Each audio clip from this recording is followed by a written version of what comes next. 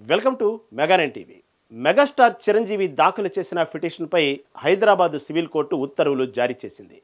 చిరంజీవి వ్యక్తిగత హక్కులకు రక్షణ కల్పిస్తూ ఆదేశాలిచ్చింది.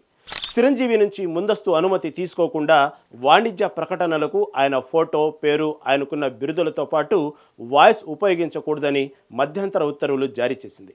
అలాగే artificial intelligence, AI machine learning, deep fakes వంటి చర్యలకు పాల్పడితే చట్టపరమైన చర్యలు ఉంటాయని హెచ్చరించింది. తమ పేరు కొన్ని సంస్థలు ఇష్టం వచ్చినట్టు వాడుతున్నాయంటూ చిరంజీవి గత నెలలో హైదరాబాద్ సివిల్ కోర్టులో పిటిషన్ వేశారు.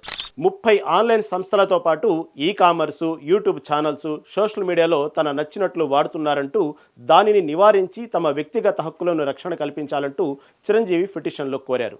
ఈ పిటిషన్ను విచారించిన హైదరాబాద్ సివిల్ కోర్టు చిరంజీవి అనుమతి లేకుండా ఫోటో, పేరు, బిరుదులు, వాయిస్ ఉపయోగించి దుర్వినియోగం చేయకూడదని ఆదేశిస్తూ మధ్యంతర ఉత్తర్వులు జారీ చేసింది. తదుపరి విచారణను ఈ నెల 27కు వాయిదా వేసింది.